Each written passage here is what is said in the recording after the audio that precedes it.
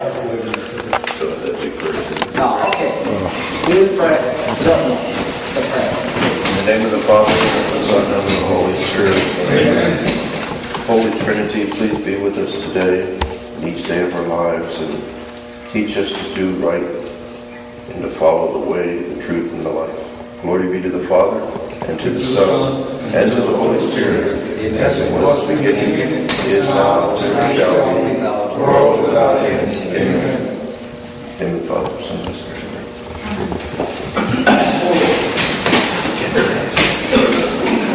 Welcome to the class. Last time you got a wonderful video presentation, no? Yes, last sir. time. And Johnny told me the video presentation was so good. What we were learning in the class, almost like about the interpretation, no? The video was presenting, the narrator was presenting it. The very good video presentation. How to read the Bible, no? How to read the Bible in a Catholic way. So it was very good. And so it gives always information. This is an article from the website. So BibleStudyTools.com. BibleStudyTools.com/Luke. That is the URL is this.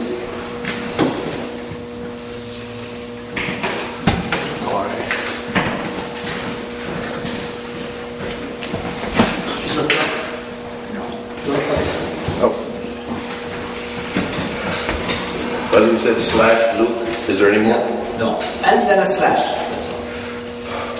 It's all in small letters. www.BibleStudyTools.com/Luke. Something. I found it, when I was searching about Luke. And I'm sorry, could you repeat it? that is www.BibleStudyTools. Tools. TOOLS. Study, yeah. TOOLS.com/Luke. Yeah, that is the URL.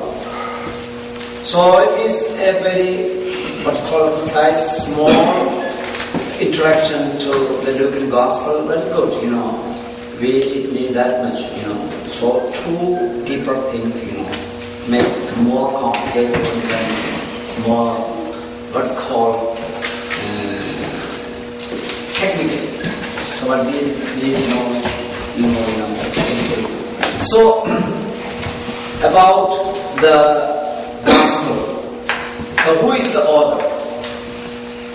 So there is no indication in the Gospel that Luke is the author, but from tradition, and it is well known that Luke was the author. But to whom it was written, it is clear. So take Luke chapter 1, verse 4.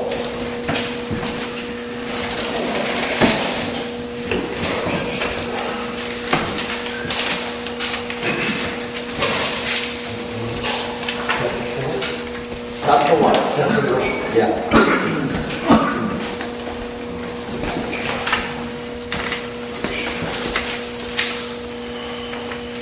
The first sentence. Chapter 1 and then verse 4.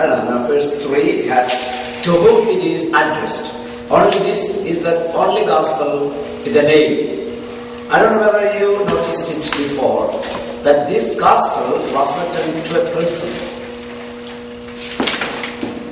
We already knew about the Matthew's Gospel. It was written to a community, to people who are the Jewish Christians. Even Mark is the same way. It was written to a community. But this is for an individual. So for example, first, since many have undertaken to set down an orderly account of the events that have been fulfilled among us. I'm reading the RSV version, okay? Who has the more what the version more we have? This is to Theophilus. Theophilus. Who has you have, where's the New American Bible? The New American Bible. Oh, okay, then Joe, you can read the first one because the majority has that. Okay. Since many have undertaken to compile a narrative of the events that have been fulfilled among us, just as those who were eyewitnesses from the beginning and ministers of the word have handed them down to us, I too have decided after investigation, everything accurately anew, to write it down in an orderly sequence for you, most excellent Theophilus,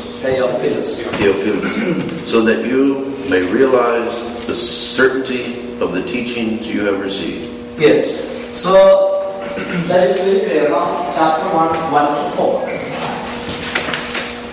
That is, it is written. To whom it is written, why it is written, how it is written is clearly stated in that first 4 sentences, no? Or first 4 verses. This is a personal letter. Yes, a personal letter. To Theophilus. Theophilus, that is the word, Greek word, Theophilus means Theos. You know what it means, Theos? In Greek. God. Theology, God. Theos is God. So, in Greek. Theophilus, Filio, son. Or Filius, son. No, son, God's son. Theophilus, son. Filius. And another word is Philos in Greek is also love. Love. So, it means Theophilus is the one who loves God. So that means the one who fears God. What is the meaning of that verse? And this is a beautiful connection. It's particularly a person or people referring to anybody? No, it was a particular person. It's a name. Theophilus is a name. What's called person's name. Theophilus. And this gives also another clue that Acts of Apostles, for example, take Acts of Apostles. Acts of Apostles. Chapter 1. And read again. Joe. In the first book, Theophilus, I dealt with all that Jesus did and taught until the day he was taken up. And after giving instructions through the Holy Spirit to the apostles whom he had chosen, he presented himself alive to them by many proofs after he had suffered, appearing to them during 40 days and speaking about the kingdom of God. While waiting with them, he enjoined them not to depart from Jerusalem, but to wait for the promise of the Father, about which you have heard me speak. For John baptized with water, but in a few days you will be baptized with the Holy Spirit. That's sweet. Do you see in connection? This is chapter 2. I already wrote you another book. I'll read my new book. Yes. Chapter 2. That means I have written already to you something about Jesus, no? And in chapter 1, he mentions that I write this for clarification. They have already spoken about that. Yes, that means he is already a Christian, Theophilus. He is already a converted Christian. So Luke want to instruct him what really happened about Jesus, what he taught. Not only that, in the second book, the Acts of the Apostles, he wanted to teach him what the apostles did. What was the growth of the church after Jesus' resurrection. So these two books are, the continuation. The second book is the continuation of the first book. First book means the gospel. The second book is the Acts of the Apostles. One author, and that is Luke. And it is, both of them are written to a person, Theophilus.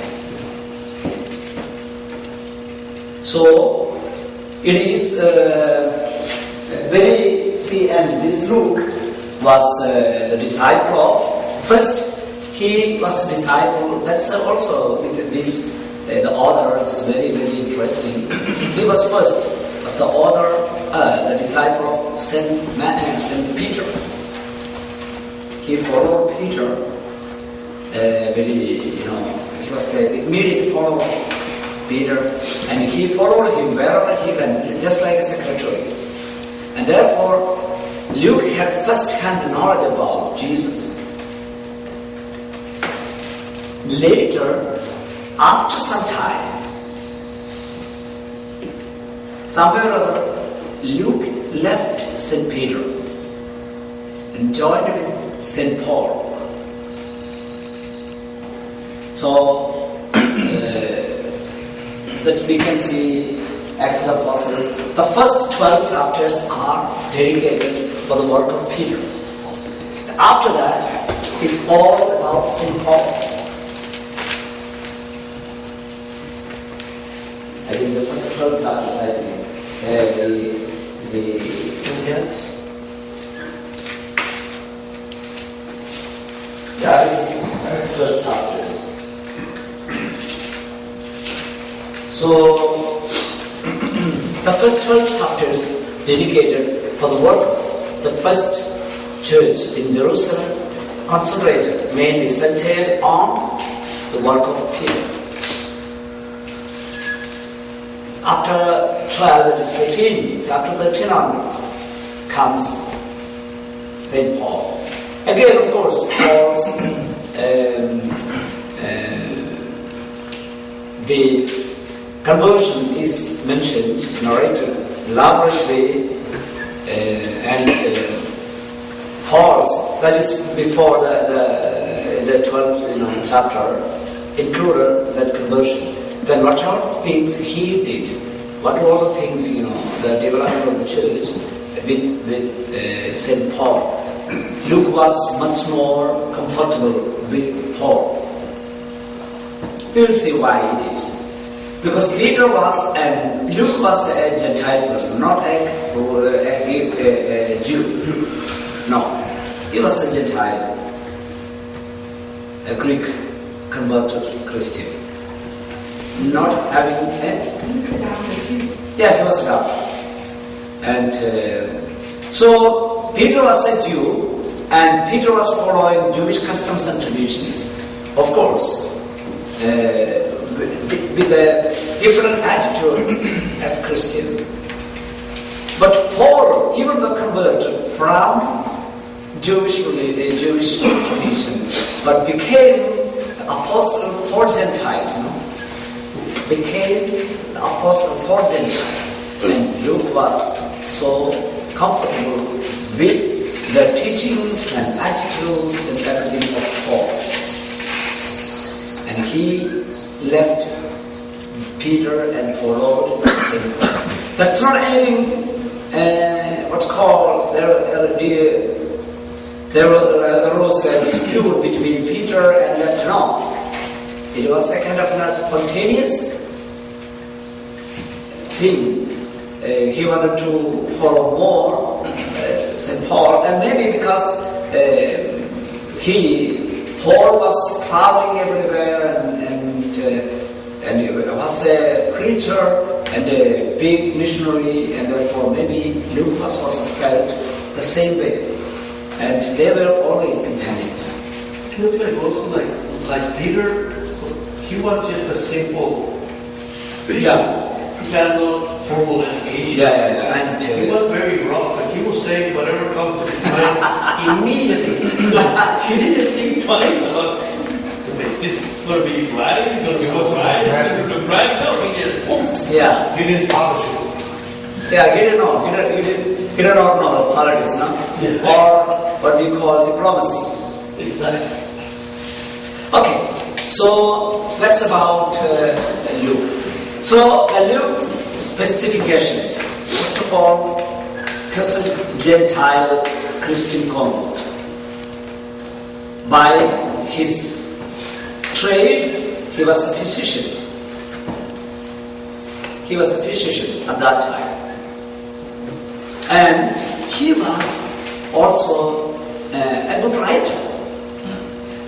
Of all these Gospels, 4 Gospels, Luke's Gospel is much more poetic, beautiful, the best.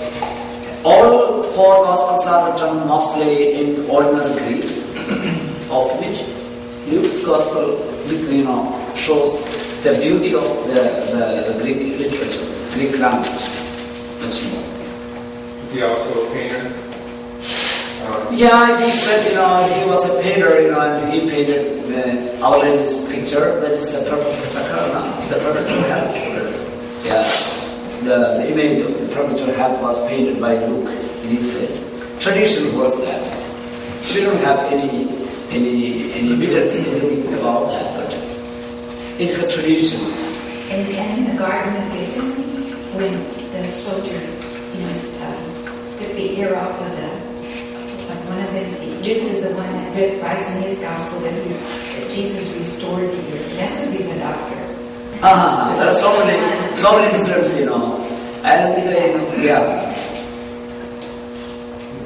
How did he write out some more about the Blessed Mother? Yeah, sure.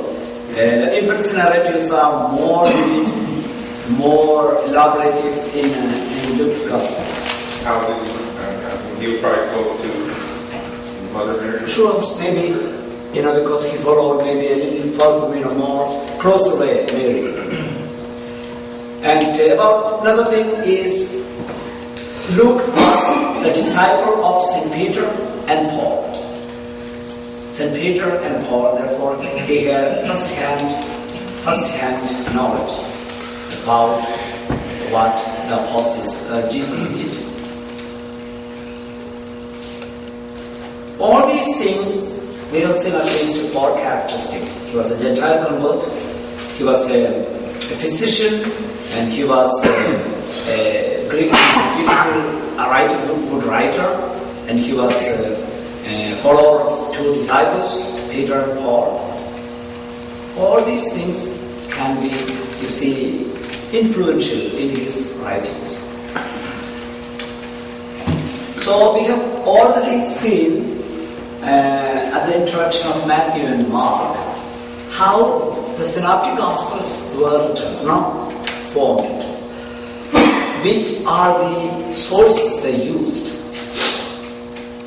Remember that a little bit, again, let us see something.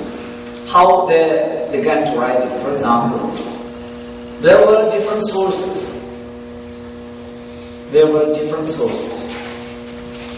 at least, there are 3 sources. And see, look, our first classes, in the beginning, the first classes we have seen how the formation of the Gospels. How he says very clearly what we learned in the first classes is clearly mentioned in Luke's introduction, the Gospel of Luke.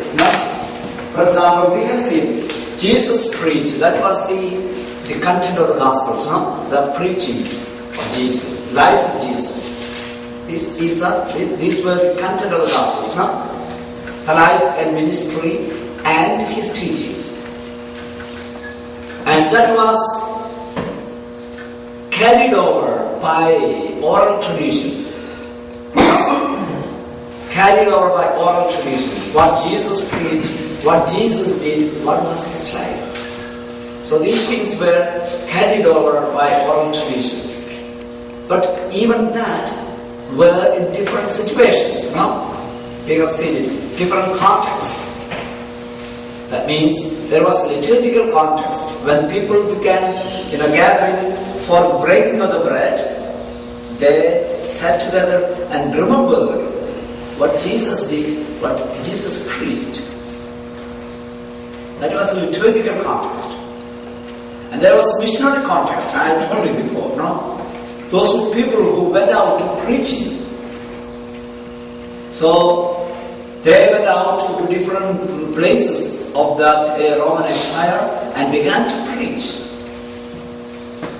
So their concentration was more not kind of a liturgical gathering of Christians, but their interest was more how to establish that this is God became man, and in whom we have salvation.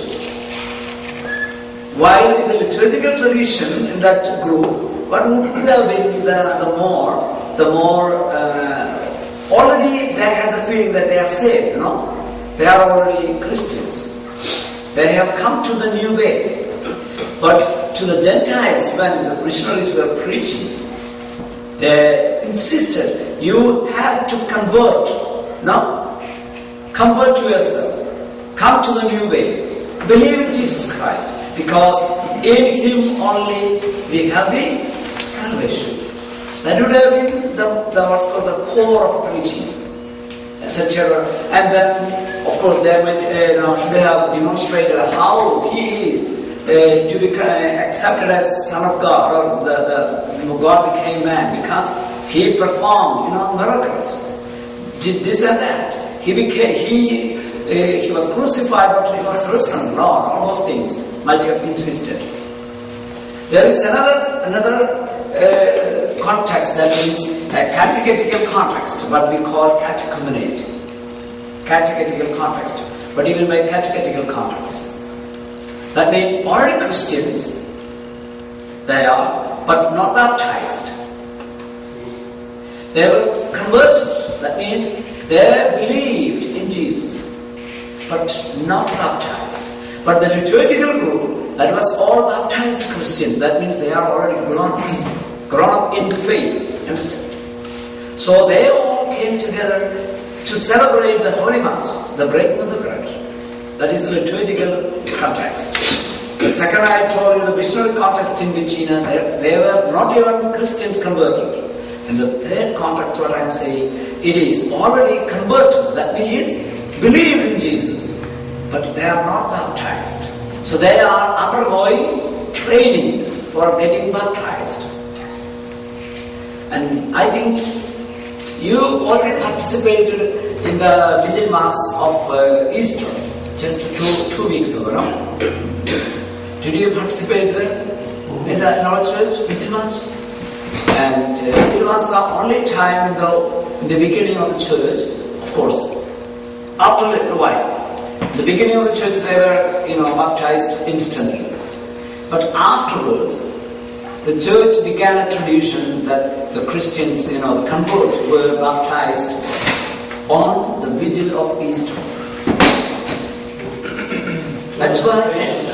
It became a special ceremony. Yeah, and because they considered Easter was the most important event of their faith, and therefore they wanted to celebrate it. And that came, the Easter was the sign of new life, no?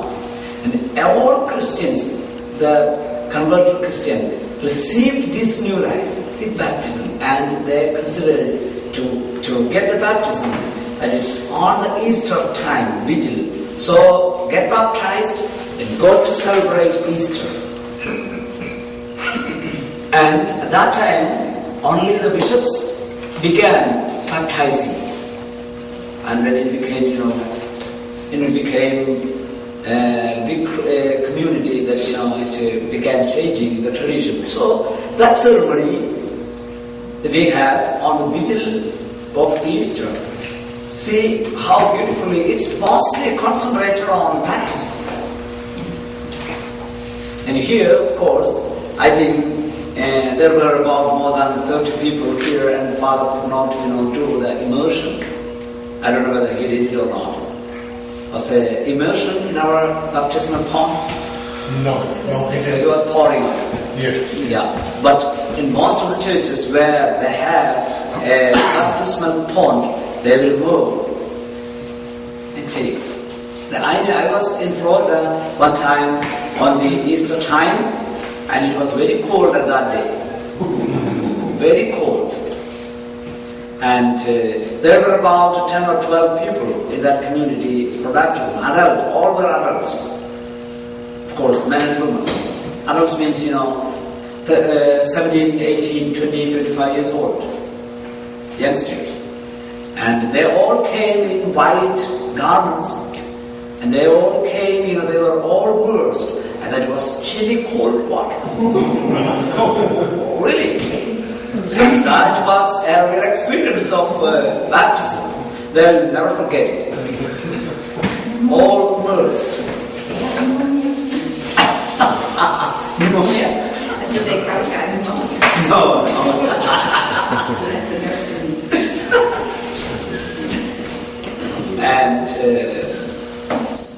that was, it's because, that's, and I told you, there is catechomery. That means those people who believe in Jesus but did not receive baptism, they were given instructions. And that became mostly concentrated on the teaching of the church. Because they have faith in Jesus, but their one is more instructions. What did Jesus principles, new life. What are the principles of new life? So, and people began to write that. That is the second step, Jesus preaching and the oral tradition, transmission through oral tradition. Second stage is transmission through written tradition. And the third stage is people began to collect these materials and redact it to books, to write a book.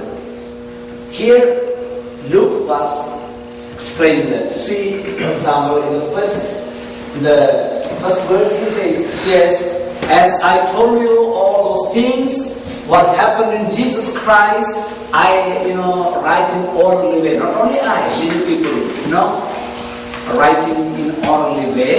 So I also intend to write to you something about it.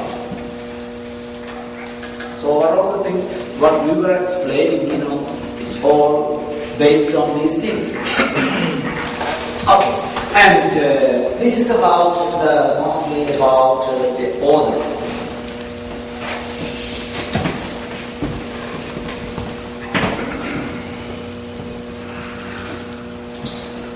Okay, then he was probably a very Gentile by birth, well educated in Greek culture, physician by profession, and companion of Paul at various times, and a loyal friend who remained with the apostle of others had deserted him. So this was about the author. Okay? And these orders for at least 4 characters project his writings. Now, to whom it is written? Who is the audience? Told you it is to Theophilus person. But its intent is, it is addressed to a person, they say, oh Theophilus, I write to you. It is addressed. But the whole content of the gospel is very clearly show what it is written for a Gentile audience. Gentile convert audience. Specifically it is a Gentile convert audience. Therefore, it will be a kind of what's called Matthew is here very clearly written for a Jewish audience. In juxtaposition, here is Luke writing to the Gentiles. So, even though Matthew, Mark, and Luke, they all form the Synoptic Gospels. Why? I told you all these 3 narrate and follow almost the same structure and events and things like that. That's we call the synoptic gospel. And they use the Gospel of Mark as the basis for their writings. Gospel of Mark. So not only that, as the sources, as I told you, at least all the synoptic writers used 3 sources, at least 3 sources. The first source was Mark Gospel, okay, the Gospel of Mark, and that gave all these 3 the same structure, because Mark, Matthew, and followed Mark in its structure.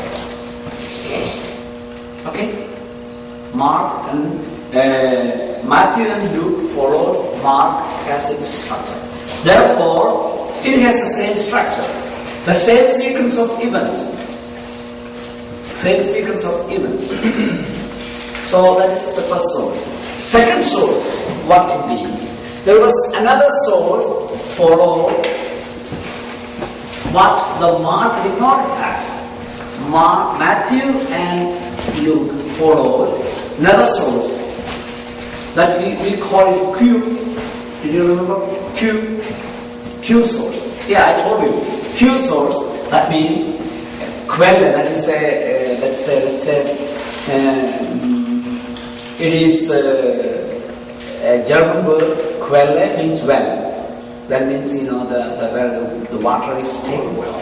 The water well. So Quelle, that means the source. So that's the second source. Not German source, but it was a source which Matthew and Luke used apart from Mark, that we call Q, as same source, both of them. And the third source, something specifically used by Luke, which the others did not have. Understand? So there was another source, the third source, which specifically used by Luke alone. And that's mostly infant narratives. With what? The infant narratives. That means when Jesus was infant, what all those things took place. Now this Quelle thing with the well is that like books that were out of the No, these are what all the things, you know, we told you, these writings somewhere appearing here and there. Those, some sources used by both of them, Mark and Matthew, Luke and Matthew. How we can very clearly say these things? It's very simple. Comparing these 3 Gospels, suppose, comparing these 3 Gospels, when a same event is occurred in 3 Gospels, it means it is taken from Mark. No? When something that narrated by Mark, Matthew and Luke, very clearly they share the common. Matthew and Luke. Second source. Third one, something is shared by or given by Luke alone. That is his problem. Or Matthew. Matthew doesn't share some of the things, of Luke. So it is only by Luke alone. So these are the 3 sources. So 3 sharing, that's Mark. Only 2, Matthew and Luke sharing, that is what we call Q. And then Luke alone. And it is, I think when you read the Bible, when you look into the Bible, for example, it's clear, very simple. I mean, most of the things. See, the Gospel of Luke, when you see the events narrated, if you don't see any reference to Mark and Matthew, you can say, usually now the Bibles give the cross-references, I think all Bibles give cross-references. Is it so? When you don't see any cross-reference, that is proper to Luke. Only Luke is, for example, Luke, first, the Gospel according to Luke. It's all, Luke, the first chapter is almost entirely, in the first chapter, no? It is all. It's all by Luke alone. Luke, the second chapter. Matthew 1:18. Look, it is shared by Luke and Matthew. That's from Q, no? So they had something in common there. Now, Luke chapter 3. Matthew, Mark, and Matthew, Mark, and even John. So, in Matthew and Mark we see, so it's shared by both of them. That is Mark and Matthew. That is the Gospel of Mark is that's the source.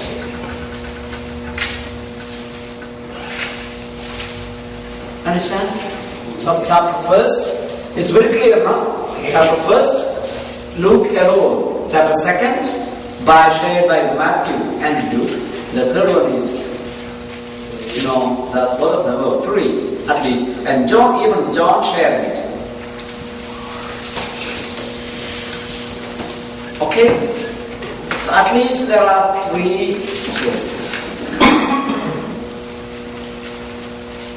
Is it too complicated?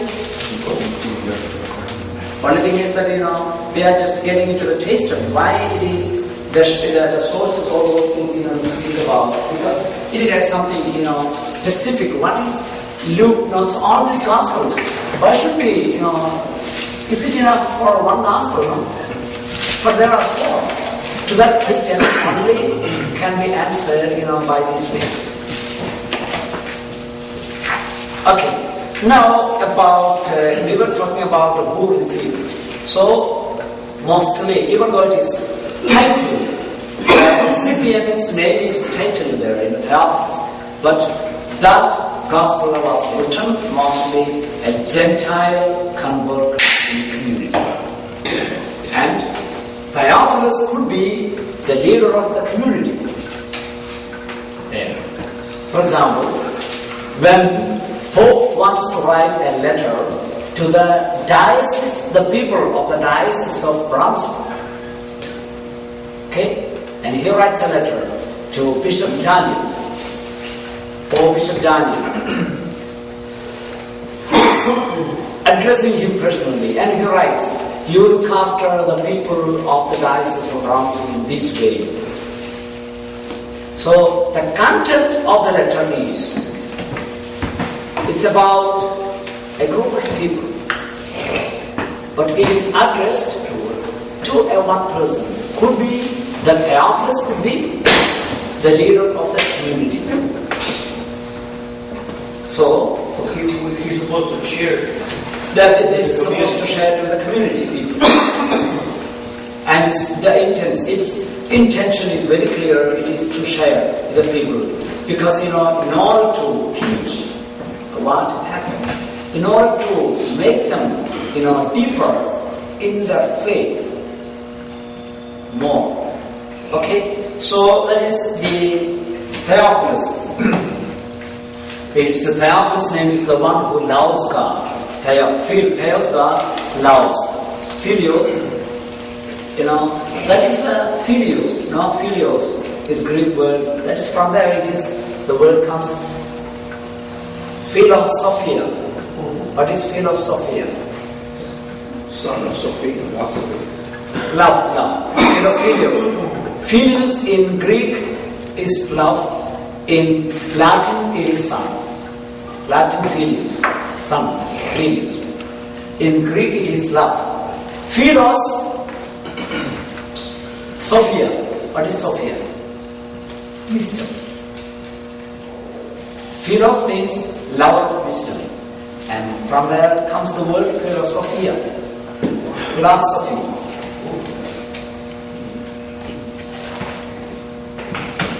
And so many, philos, there are so many words calling the philos.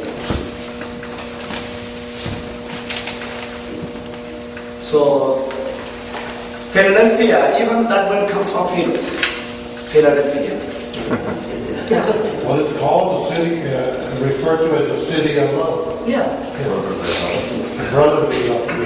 No? Adelphos is brother. What is? Adelphos. Philadelphia. Adelphos. That's Greek.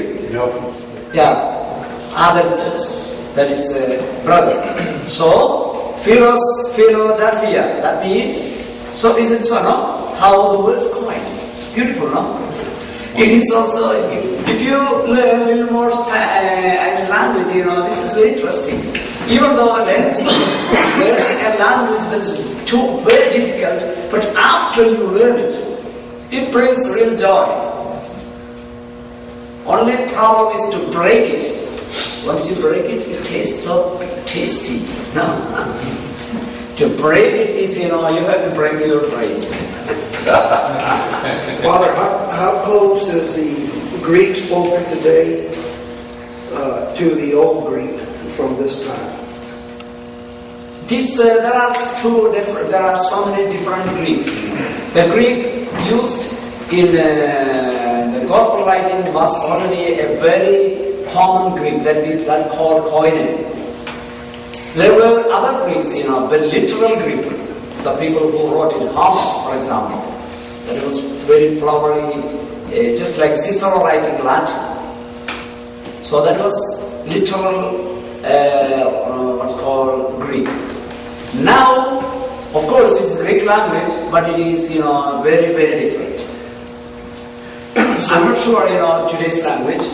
Yeah, but it should be very, very Latin. For example, just imagine what you speak Spanish, no? That's Latin. It's Latin. Latin roots. Not only Latin roots, it's Latin, but in course of time became another language. So if we wanted to learn to read the old manuscript, we wouldn't learn today's. No. That's different. That's the same way. If you learn Spanish and you want to read the old Latin manuscript, you don't get anywhere. You have to learn Latin as a language because it is really very, very, very, strong. Okay, I'm going to learn Spanish. I have to learn Spanish. I don't know how. You are on the right place. I want to stay with a Spanish-speaking community always. Well, starting next Saturday, we're going to talk to you in Spanish only. So Here, I'm going to train you Bible. Mine is all in Spanish. I speak Italian. My language, that is, it's called Malayalam, Indian. Then the second language is English. Third language is Italian, and fourth language is German. So 4 languages I speak. And I can read a little bit of Latin and Greek, and not very well understand, but I can read it. From Italian to Spanish. Yeah, and Italian Spanish is very easy for me. So only thing is that I have to stay somewhere where people speak Spanish only. The way a lot of people do it is that they watch the telenovelas. Soap operas in Spanish. That is, novela means new. But we don't speak correct Spanish. There's no problem, don't worry. But I want, speak to people here in Valley. I want Valley Spanish. Oh, you want to learn Spanish? Spanish? That's easier for me. Castilian Spanish. Castilian. That's the problem. Oh, there's no. I want to speak, that. He wants to speak Tex-Mex. Yes. Okay. So,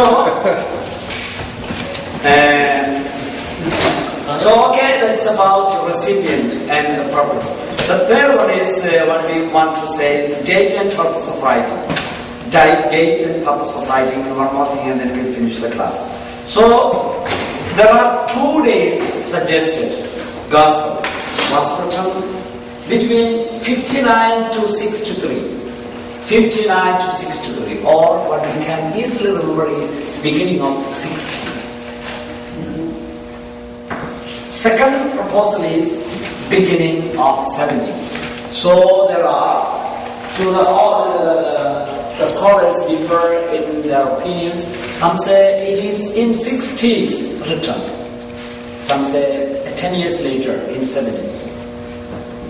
Okay? So that's about the date. That's not a very important, you know. And when did the first, which in this case will be Mark, what is to consider that it was read? Mark? Yes. Of course. Anyway, one thing is clear, before 60.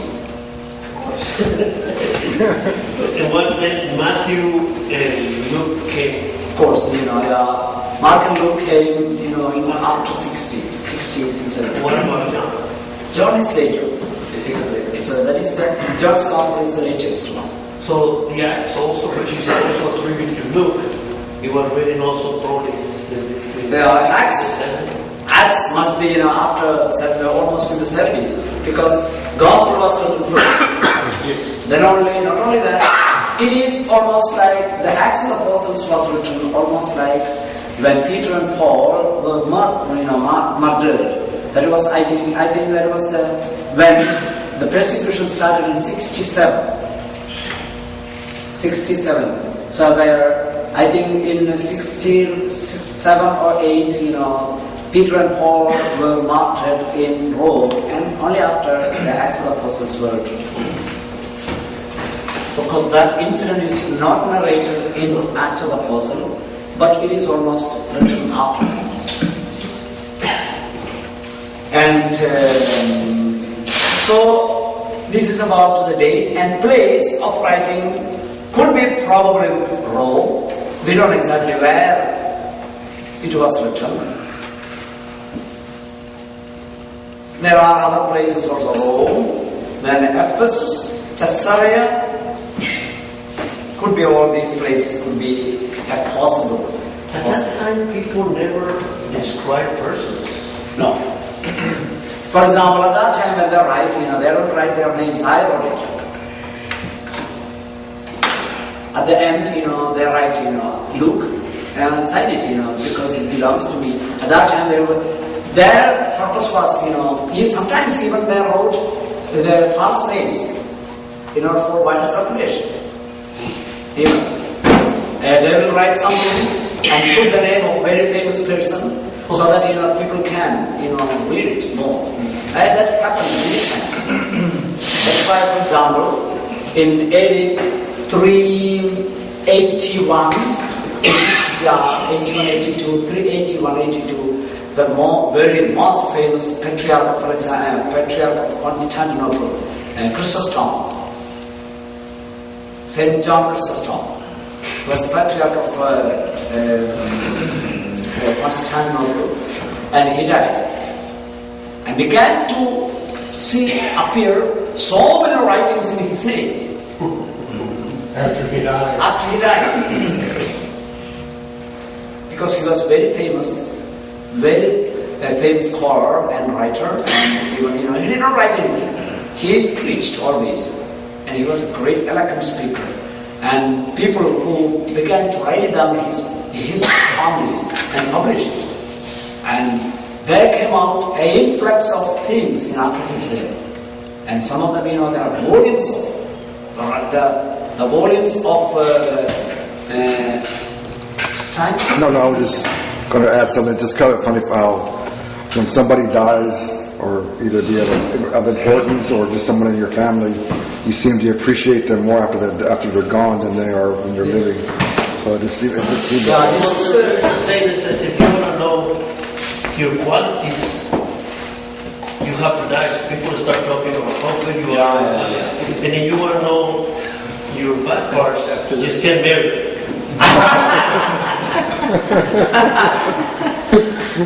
Okay. Your partner will let you know.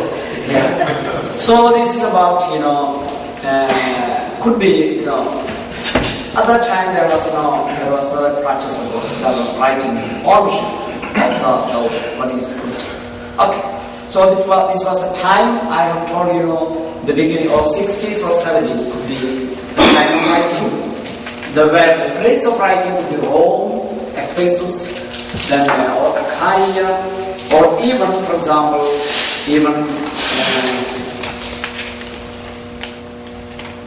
Achaia is a place where it's Caesarea.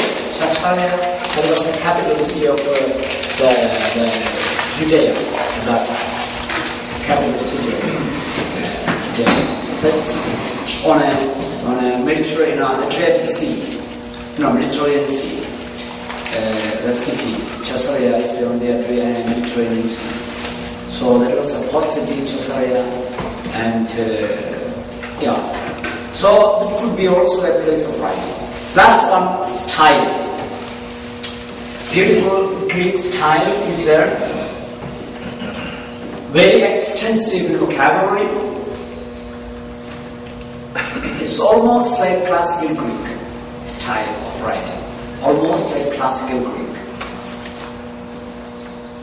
At the same time, we can see Semitic expressions, Semitic Jewish expressions, style, because he was following mostly the Old Testament, the translation of Septuagint. When referring to Old Testament or the Word of God, Bible, Scripture, he was following always Septuagint translation, Greek translation, or the Hebrew Bible, and all of them followed the Septuagint translation. And Septuagint translation was ordinary Greek and Semitic also. So that he was following that, therefore it has a style of that. Okay, with that we finish the author, the place of writing, date of writing, the recipient, and the style. Okay, with that we finish. The next time onwards we begin to discuss about the characteristics of Luke. Okay, if anybody wants this to be copied, you can have it. Okay. Anybody wants? Okay, we'll give that to Johnny's assistant next time. Put it up on the web. Or you can just give that. There is no need of the website, because there is a website is given there. I'll give it to Johnny. Yeah. Thank you, Father. If you want to have here that comes, something on your hand to follow, it's better to have a copy of it. Or you have to browse. You have to bring the browser, that means your cell phone.